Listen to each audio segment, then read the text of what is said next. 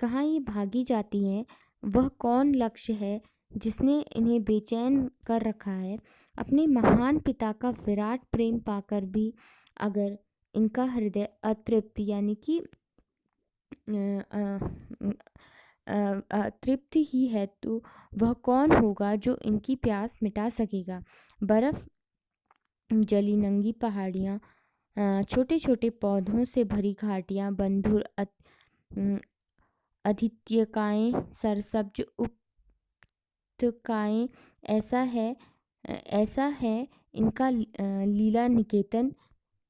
खेलते खेलते जब ये ज़रा दूर निकल जाती हैं तो देवदार, चीड़, सरो, चिनार, सफ़ेदा, केला के जंगलों में पहुंचकर शायद इन्हें बीती बातें याद करने का मौका मिल जाता होगा। कौन जाने वह बूढ़ा हिमालय अपनी इन नटखट बेटियों के लिए कितना सिर घुनता होगा। बड़ी बड़ी चोटियों से जाकर पूछिए तो उनमें विराट मौन के सिवाय उनके पास और रखा ही क्या है।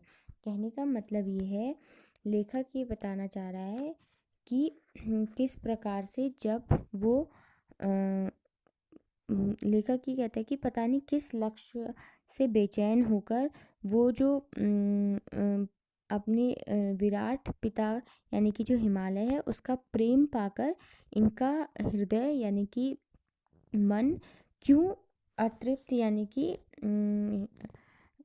तृप्त का मतलब होता है आपकी जो भी मनोकामना है वो पूरी हो जाती है, इच्छा पूरी हो जाती है। और अतृप्त का मतलब है कोई भी इच्छा पूर्ण न होना।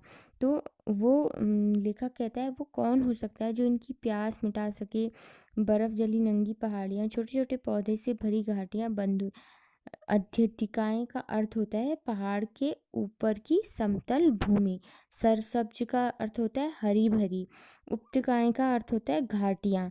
ठीक है, ये इनका लीला निकेतन मतलब निकेतन का अर्थ होता है घर। लीला मतलब विभिन्न क्रियाएं ये करती हुई दिखाई देती हैं। कहाँ? घाटियों में, हरी हरी हरी भरी घाटियों में। फिर क्या है, खेलते खेलते जब ये ज़रा दूर निकल जाती हैं तो देवदार यानी कि जब ये बहते बहते आगे निकल जाती हैं तो देवदार, चीड़ और सरो ये सभी क्या हैं? जंगल हैं, घने जंगल हैं। और वहाँ पर ये किस तरह से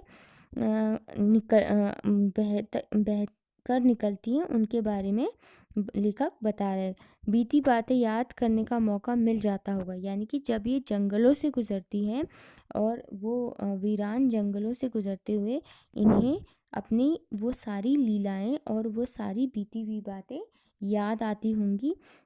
क्योंकि जब व्यक्ति अकेला होता है और किसी शांत जगह पर होता है तो उसे अपनी बीती बातें याद आने लगती हैं। अब आगे देखते हैं।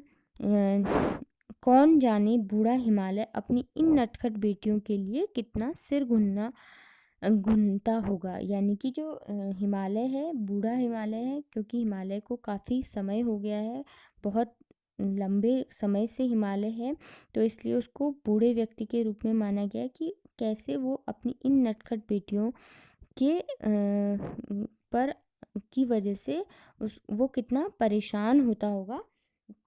और बड़ी बड़ी चोटियों से जाकर पूछिए तो उनमें विराट मतलब बहुत बड़ा मौन है, मतलब शांति है।